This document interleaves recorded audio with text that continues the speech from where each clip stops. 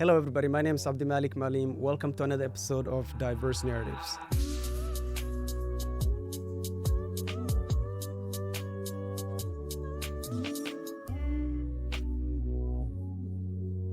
This is a podcast that highlights individuals that are doing great things within our community, individuals that have overcome a lot of struggles in life, and the whole point is to highlight them and to give them the spotlight, to share their story in hopes of inspiring others within our community and within the world at large.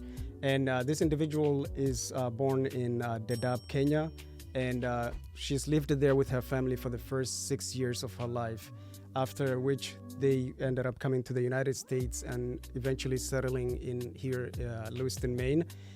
She has an associate's degree in baking pastry arts, bachelor's degree in social behavioral science, and recently graduated with her master's degree in counseling with a concentration of clinical mental health. And that individual is Hamido Hassan. Please join me in congratulating Hamido on her graduation and welcome her to the podium. Thank you.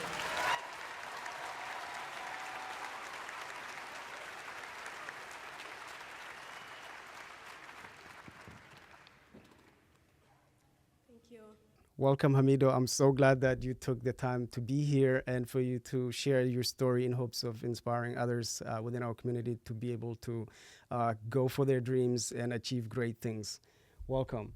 I wanted to start with you speaking at the graduation and how it felt like when you first got that email or that phone call letting you know that you've been selected as the student speaker for the commencement. Yeah, so that was like an unbelievable moment when I got that email. I was not expecting it. I kind of did it just to challenge myself. So at first it was like I got an email saying I could enter to potentially be selected to speak, so enter a speech. Mm-hmm. And I was like, at first I looked at the email and I kind of passed it off, and then later on I was reading this book at my internship site. Mm-hmm. And there was a quote, "What would you do if you weren't afraid?" Ooh. And I was thinking, it was the day before I had gotten the email about the commencement speech. So I was like, at first I was scared to do it, and then I read about that quote, like, what would you do if you weren't afraid? And I Yes. was thinking, like, what would I do? And I thought back to that email that I received, and I was like, you know what, I can do that. I was Interesting. kind of letting my fear hold me back, and I decided, why don't I just enter a speech? You know, I don't know where it's gonna go. I don't know if I'm gonna be selected, but I did it anyways. So you had to first submit your speech, and then they would, so it's not like you were selected and then you had to come up with a speech. No, you have to submit a speech, and then they select finalists, and then they select somebody out of the finalists. So I was not expecting to even go on to the finalist round and then eventually be chosen Wow. to actually present my speech in front of that many people. So I kind of did it just to challenge myself, but it was unbelievable when I got that email saying that I was actually selected.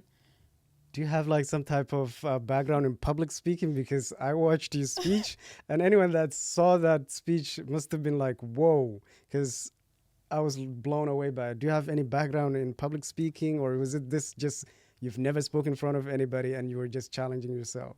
I have never spoken in front of anybody, especially at that magnitude, like in front of that many people. So I don't have any background in public speaking. I get very nervous, but I was like, you know, you can't let fear hold you back from doing the things that you need to do to grow and challenge yourself. So, yeah. Interesting. The theme of your speech was self-doubt. Can you talk about that and what made you want to choose that as the theme of your speech? Yeah. So self-doubt is something that everybody struggles with, but especially when you are a minority youth growing up in the United States, and you don't see other people like you that are successful. You don't see yourself in teachers. You don't see yourself in doctors. And so I tend to doubt myself a lot, because you don't know if you can actually be as successful as those people, because you don't see yourself in them. Yes. You know, you have a lot of white teachers growing up and white doctors, and you're like, can I even achieve that level of success? So there's a lot of self-doubt in the classroom, career-wise and everything. And I still doubt myself a lot, but I'm choosing to really block those and inner thoughts and inner dialogue, and really just challenge myself as a person to grow and beyond that doubt. So that's why I chose that topic, and I know a lot of people can relate to it. Yes. So I knew that was something important to cover. No, that's you brought up a lot of great points. We within our communities, I think, lack representation. Yeah. I work at the community college here, and I see a lot of students that are from the community, and a lot of them, when they come to the college, the first thing they ask is, what's the easiest degree that I can get, just so that way I can say that I have a degree. Yeah. And to me, it's always like, why don't you, instead of thinking like that, why don't you think of ways that you can set up or be an example for others who are growing up, your younger siblings and stuff like that. Give them, like, let them know that this field, whatever field that you're interested in, you can go in. And when I first saw the post that the universities of Southern Maine made about you and mental health, I was like, what? It's very rare to see someone from the community go into mental health, because, as you might be aware, mental health is a huge taboo within our community. Mm-hmm. And I would love to get you to talk about what made you choose mental health as your degree or as your focus. Yeah.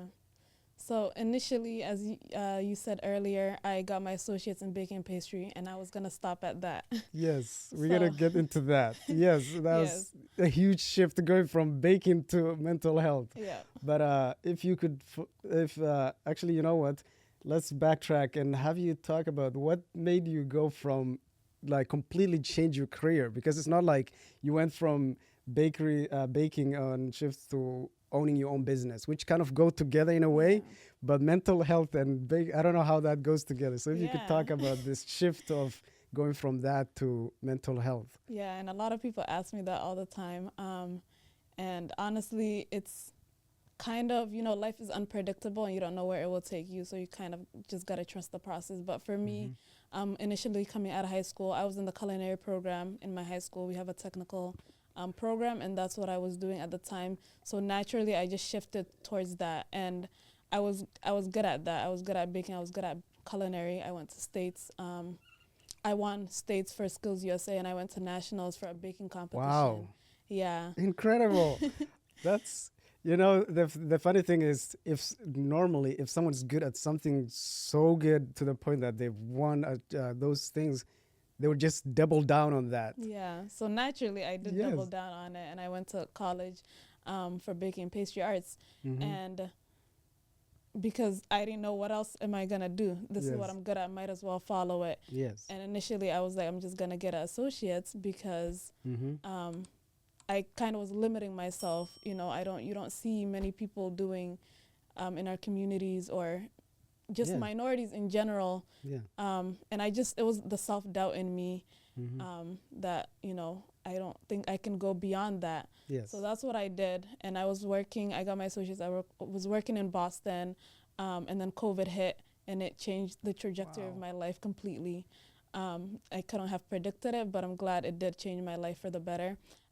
So I was working in Boston. I moved back to Lewiston, Maine, because my job shut down. The culinary field in general basically shut down. Yeah, a lot of restaurants ended up stopped serving, or some of them went out of business. Yes. While you're talking about that, can you also talk about what made you want to go to Boston for school? Is there there's no culinary school here in Maine? There is. Southern Maine Community College, I believe, has a culinary program. I wanted to do baking, and I wanted to specialize in that specifically. But I also just wanted to leave and experience something different from our small, it's not a small state, but I wanted to experience something different. And Boston's very diverse. There's a lot of opportunities. I was kind of wanting to broaden my opportunities. And when I graduated, there was a lot of opportunities, and I found a great job. And then when my job shut down, when COVID hit, I was like, everything was unpredictable. So I was like, I'm going to move back home. I didn't want to sign for another lease, not knowing if I would have a job.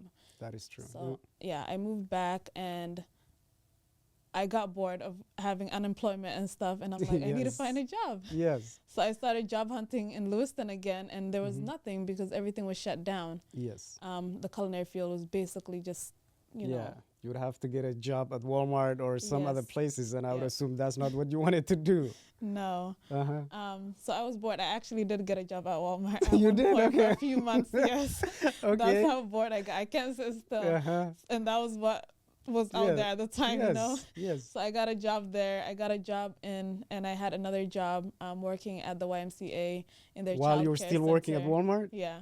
Wow. Okay. Go ahead. I just can't sit still. I have to do multiple things at a time, which sometimes is not healthy. But Uh-huh. so I had a job in the in childcare setting at the YMCA. Mm-hmm.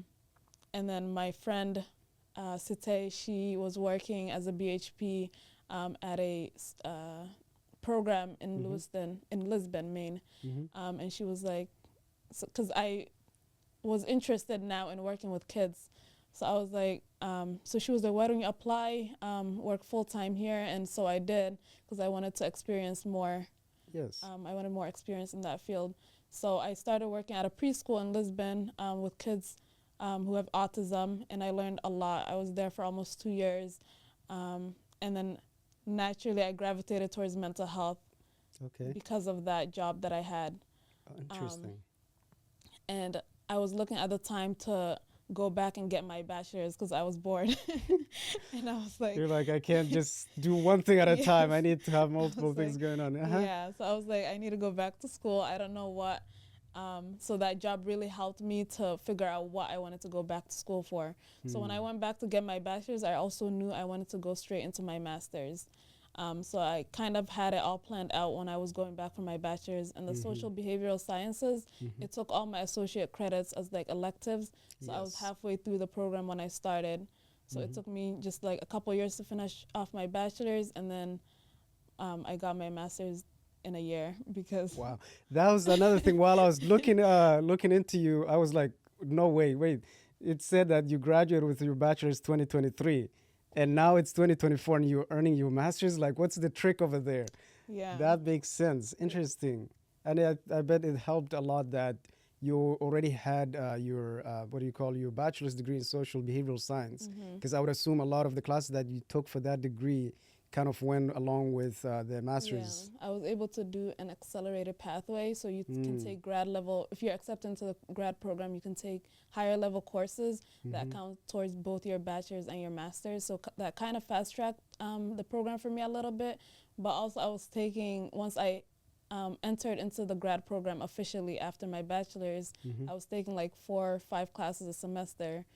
4 or 5 Yeah. of graduate level courses. Yeah. Did you have a life? And I was working full time as well the whole time throughout school. You're putting me to shame right here. Oh wow, But interesting. How did you manage to do that? Like, yeah, and I'm not saying this just to like come no, off braggy or anything. no. but I'm No. more so saying it because it's possible. Like Yes. doing things like this are possible. Sometimes and it's hard, I'm not gonna lie, but it's possible. And I just want people and the youth to see that you can do hard things and you can come out the end successful. So yeah, I was working full time. I was taking more than full time classes, and even my Yeah. professors were like, "What are you doing?" You know. And I'm graduating with a 4.0. I mean, I graduated with a 4.0. Wow, mashallah, that's so- incredible. Yeah, so it's doable. It really is.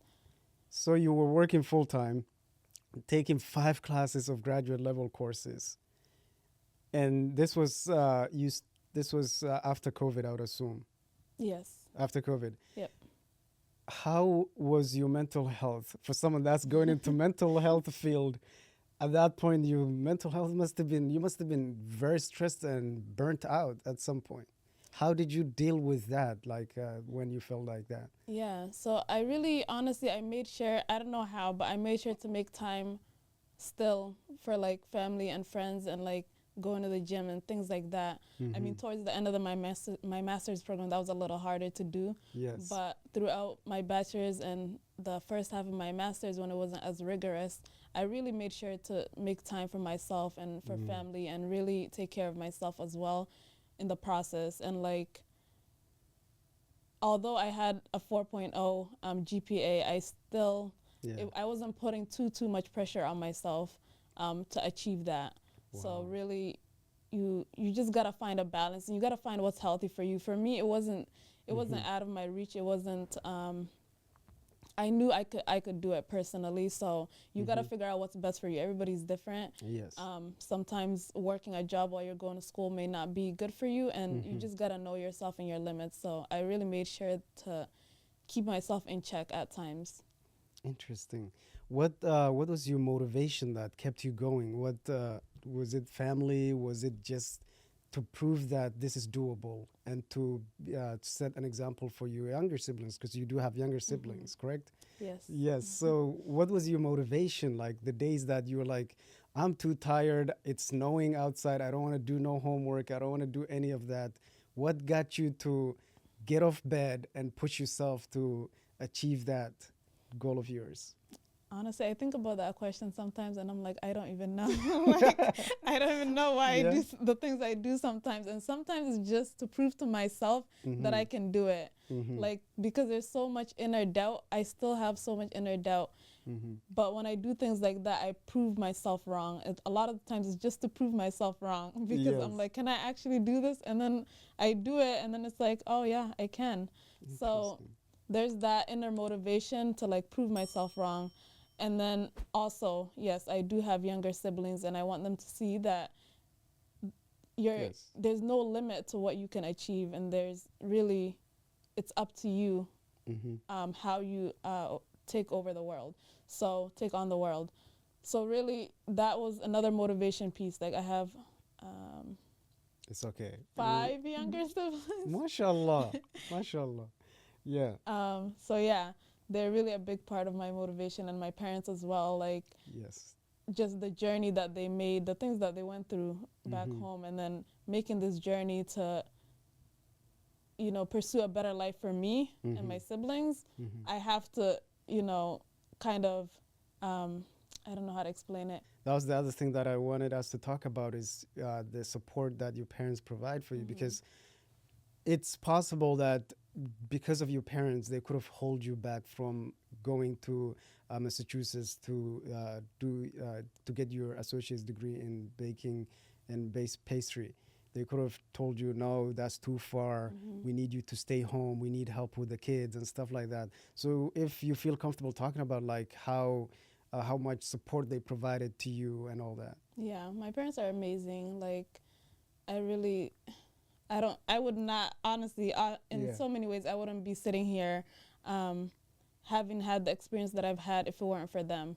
Making that journey, all those hardships they endured, and then coming here to a place where they had no idea what to expect, really. Yes. It's a whole new world for them. They didn't grow up here. They don't know the language. They don't know the customs or anything like that. And my parents, I think the biggest thing for them was putting their trust in us. In me and my siblings. Really, they had to put a lot of trust in us to navigate the world ourselves, because they couldn't help with that piece, like, especially the educational piece. They have no idea how these systems work. They have no idea what these degrees mean or anything like that. So for them, they had to put a lot of trust in us to really navigate the world, the educational world, especially on our own. And there was pushback. I'm not gonna lie. There was a lot of pushback when I said I want to go to school in Massachusetts. My sister was first. She went to school there as well. That must have made somewhat easy for you to be like, she went there, I can go there too. So I'm not gonna lie. She had the most pushback from my parents, because she was she's the oldest of the family and the first to say, I want to go to college. Not only go to college, but go to college out of state. So she really had the harder piece, but my parents were still not open to it when it was time for me to go. 4 years later, they were like, we're not letting another one of our babies go out of state. Yeah, because you're also living there. It's not like you're going to be driving back and forth. You're only seeing them when it's holiday or when you get a break. So it's hard for any parent to let their child go, Yeah. So, and then when you don't know where your child is going, you don't know what they're doing, it's even harder, because they just don't understand the educational system, like I said. That's interesting. Yeah. Yeah, and the other thing is, not only that, but I hate the fact that within our culture, I think it's more of a cultural thing than a religion thing, is that women are expected to not expand their wings and try to explore things. So that must have played a role in them being like, no, we don't want to let you go. And on top of that, let's give them a break, because here in this society, it's so easy for a kid, well, I say kid, but by that time you're an adult, to go off and you could start being invited to parties and getting involved in things Yeah, that you're there's not a getting lot of involved. pressures And by the time college. you might end up coming back dropped out, and your whole life is messed up, because they probably feared that for you guys. Yeah. But I think your sister going first and proving like her earning her degree and not going that other path must have made it somewhat easy for them Yeah. to be like, okay, you know what, fine, we'll put our trust in you. That is incredible. So now that you earned your master's degree, how has it been? Like, how did you guys do enough celebration? Because that deserves a lot of celebration for achieving that. Because I think you're the first person in your family to earn a master's degree, correct? Yeah. How My was it sister's like? coming up next. That's incredible. If you could just talk Yeah. about how your family responded, how everyone in your family was like seeing you walk at the graduation, not just walk, but also give that speech. What were some of the reactions that you received? Yeah, I had a whole community behind me. Like, it was incredible feeling to know that there was that many people supporting me, and like so many people at my graduation. And then just for me, the celebration enough was seeing my parents in the pride Oh, and like just their face, just glowing with pride. That yes. was enough for me, just to prove to them that Mhm. like their trust in me Yes. was well deserved and well earned. So that was enough celebration for me. But definitely, my community showed up, my friends, my family. It was incredible feeling. Wow. And then my sister held a graduation party, and like MashaAllah. all my friends and family were there. So it was an incredible feeling. But for me, the best part was just my parents, their faces, and how they lit up. Even though they probably didn't understand most of my speech, Yeah. they saw me on that stage, and Yeah. that was a big deal for them. Yeah, and the crowd went insane for you and during the speech and everything, and that was just incredible. Yeah, and it's funny because the parents not fully understanding what not just your speech is about, but majority of them, including my parents, don't understand like the difference between associates, masters, bachelor's degree, and stuff. I'm currently working on my master's degree. Inshallah, I should be done sometime next year. And my dad and them are like, "You've been going to school forever. When are you gonna finish?" And on top of that, for me, I'm not taking 5 classes a semester. I can tell you that right now. Everyone has their own reason, Yeah. but for me, trying to run a media production, family, and stuff, I can't manage that. But I salute you for that. And you weren't bragging when you mentioned all that. It needs to be mentioned because we need to see that. I might not be able to because of all my other responsibilities, but other people that might have less responsibility or who want to push themselves and doubting themselves, Yeah. seeing you do that and not just take 5 classes and barely pass, but take 5 classes and earn a 4.0 GPA is just incredible. So that to me is like every time I talk to my dads and them, they're like, you should be done by now. Yeah. And also, my wife was working on her RN, and there's another person within the family that has their medical assistant as whatever. So when my wife was telling her parents that she's working on her nursing degree, they were like, "This person already has their nursing. They're working at the hospital." I'm like, "No, they're working as medical assistant." Yeah. There's huge difference between medical assistant and nursing. Yeah. You know, so that's very understandable. Them not fully understanding, but at the end of the day, they're proud of you. Just seeing you there, not just graduating, but being on that stage. To them, they don't care if they understood the speech or not, Yeah. but they know what that meant. So that's incredible. So now that you've earned your master's degree, what is next? I guess what are you actually putting that degree to use? That's another thing that I wanted to talk about. Is like, I do see a lot of people that earn their bachelor's degree, especially their bachelor's degree, and then never put use to it. A lot Yeah. of them just have it. You have a bachelor's degree, but you're working in retail or you're working in. It's okay to do that, but you spend so much money and time Yeah. earning that degree. Why not put it to use? So if you could just talk about that and don't feel bad if you're currently not using it because you just recently graduated, okay? But if you could just talk about that, please. Yeah, and I think I also want to speak on the piece of people getting their bachelor's in certain fields and not using it, because I think that also stems from when you're in high school and your parents don't have knowledge of the stuff, and you have very little, you're going into it blindsided, basically blind. So when you're going into this and you're not sure, we just jump into things, and we don't know the full outcome of what's going to happen after, because we have so little, support in that way, in the knowledge way. Our parents have very little knowledge on the education and the degrees and like what the prospects are after graduation. So we kind of navigating it on our own. So we get these bachelors, and we don't know exactly what to do with it after, because also certain bachelors, there really isn't too much to do with it unless you get a master's in it, especially in the psychology field. In certain fields, you kind of need a master's nowadays, especially to go into the field and be making money that's a livable, wage. So I think that's part of where that stems from, is you get a bachelor's in something that you can't really do too much with. That is true. And then you kind of have to go back for your master's, but some people can't afford it or they don't have the time, etc. So I think, I want to speak on that. Because if I had stopped at my social behavioral science degree, there's not much you can do with it. There's not too much. There are things, but there's not too much. So to speak on what I'm doing now, so I did graduate with my master's, but there's another piece, the clinical piece aspect. So I'm finishing up my internship hours to be able to send for my license. So I recently passed my national exam. Congratulations. Thank you. Is there any other bombshells of achievements that we're missing? Because, mashallah. No, I think that's it. That covers it?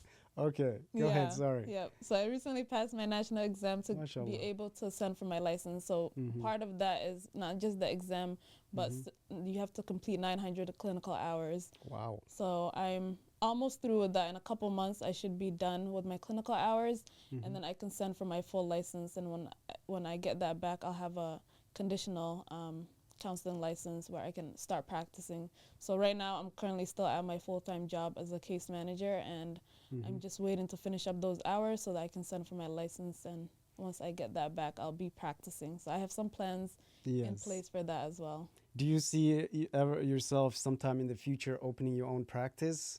Yes, that's definitely in the works. I always knew I wanted to own my own thing, do my own thing, because I'm just that type of person that I'm kind of petty. I don't like to listen to others as much. I'm very opinionated. Yes. So I really I need experience as well, but I know in the future I'm going to want to work for myself. So yes, definitely I'm thinking about private practice. I don't know if I want to start off, probably going to start off part-time private practice and then do agency work on the side. But yes, that's definitely in the works. There's some people that are they just jump from one thing to another thing without any safety net. So it's always good to start something off that you're interested on the side, make sure that you still have that stability, and then move from there to that. Throughout your educational life, I mean, how old are you? Sorry. 24. Get out of here. You're 24. Yes. Incredible. I think that's the youngest person that have achieved that many things I've ever said with and did this talk. But that is incredible. Throughout your time, from the time that you guys came to the U.S. till now, how has been your experience with the education system here in the U.S.? Can you talk both the positive and the negative experiences you've had and how you managed to overcome all that? It's been a journey, crazy journey, full of roller coasters, full of good times, but also a lot of challenging, rough times. Initially, when we came to the U.S., we were in Indiana. We were in Indianapolis, yep. So you guys did not come straight to Lewiston? No, we were there for 8 months until we heard that there's a Somali community here in Lewiston. So we were there. It was rough there. I mean, very rough, not diverse at all. Oh, wow. A lot of bullying when we were in school. some of those kids probably never seen anybody that looks like us. So there was just a lot of bullying. We didn't Wow. speak the language. We couldn't go tell a teacher like what's going on or anything like that.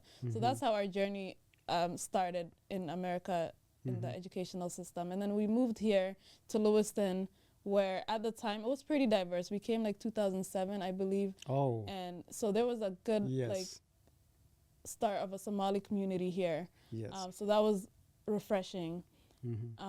And then still, when we go to school, you're still the minority in the classrooms. It's maybe like 1 or 2 black kids in a class at a time. And then the good piece was when we would go to our ELL classes, there's a bunch of us there. So it's like you have It your was a little party community. there. Yeah. Yes. And I was sad when they took me out of those classes. Oh, really? In 4th grade, yeah. Wow. I was going to it, but then my teacher's like, "You're not supposed to be going to that. Sit down." But I'm like, I just want to be with my friends, you know. Wow. That's incredible, because I think the few people that have spoken about that, including myself, I was so happy to be out of the ELL classes.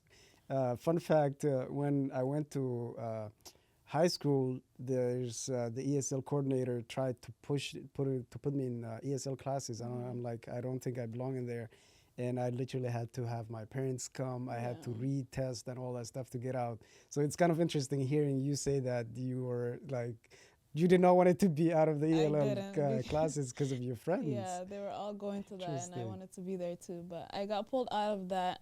And that's the other thing I want to talk about, the access testing. Yes. That test is, I don't get it. Like, I was pulled out of ELL classes, but I had to take that test every year. I don't know, until like my sophomore year. It's kind of the way I see it. Yes, I guess it's good to have some type of assessment to make sure that the students are not being put in advanced classes that they can't handle. But at the same time, I feel like mentally it's like it puts you down.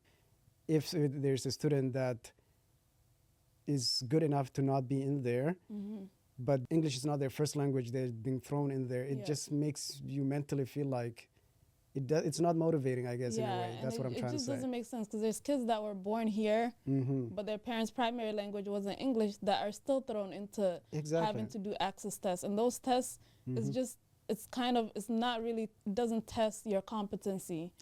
Truly. That's what I think even we're missing, if you put kids in, if you put English speaking kids in to take that test, probably most of them still wouldn't pass it. It's not really a test of your competency in English. It really isn't, because I was in mainstream classes still having to take that test every year, and I wasn't passing it because it's just sometimes part of it is like test of memory, and it just is very confusing. It's almost felt like it was set up to have you fail it. Yeah, no, that I think you make a great point, and I think you articulate it way better than I could. Yes, and the thing is, I would love to see some American kids being put through that and see if they actually pass. So it's that little thing that kind of is, in a way, feels like unfair, but I get what you're saying. So, so if there was kids who are, again, I got used to saying kids, but teenagers or young adults that are just getting out of high school, thinking of whether should I go to college, should I not? What would your advice be for these kids? What kind of advice would you give to someone who's just graduated from high school and is evaluating their option, go to college, what should I study? Yeah, I mean, I do believe, and people say this a lot, that degrees are not for everybody. Like, and there are things that you can do and still be highly successful that doesn't depend on having a degree. But my advice to the youth would be to really think ahead. Yes. Like think into the future, because that's something I lack to do. I didn't think too far into the future of what exactly I was going to do after I got my degree. So really think ahead and plan ahead and just sit down with your thoughts. Yes. And then go from there. But a degree can really open a lot of doors for you. Putting that on a resume really makes you look a lot better in the career field. So it depends what you want to do, obviously, but that can, push you forward by a lot. If I didn't have my degree in counseling, obviously wouldn't be able to practice. I wouldn't be able to send for a license. Yes. So see what type of Field that you're interested in. field that you're interested in, Mm-hmm. what the salary range is, because that's also an important piece. Like it determines the kind of lifestyle you want to live. So think about the Yes. lifestyle you want to live and how you're going to be able to afford it, and that will in change also lead you to what kind of career and to what level do I want that career, and what do I need to do to get to that level. So having a degree can shorten the amount of time it takes to climb up that ladder as well. So just think about all those things. Reach out to people who are in these fields already. Talk to them, gain knowledge in other ways. I know sometimes our parents don't have any knowledge to give us in that way. So really reach out to your communities. We have right now, I think there's a lot of Somali Organizations. organizations, professionals, people. We're having just more graduates in general in our community, and like a lot more professionals. So just reach out. I know Amran is doing a mentorship program right now with Generational Noor, and I decided to Sign up with her. sign up with her and be a mentor, just to like be there for the youth, because I know we didn't have that growing up. A lot of us didn't have those options, but there's people out there that have that knowledge already. Yes. So I think that's the biggest thing you can do for yourself, is reach out to those people to seek that knowledge. Wow. Yeah, no, I think you made great points. And I love that you mentioned about being available to like the professionals, people that have already experienced in different fields and stuff, for them to be available. So I'm glad that you are available, like you signed up with her. And I think if more people like you that have the background, that have the experience, that have the educational means and everything, make themselves available for these youngsters who are growing up and that could really use the advice, that's really good. If you could just talk about mental health overall in the community and how that is seen, what your take on that is. In the Somali community, I think there's a lack of knowledge and lack of awareness. Yes.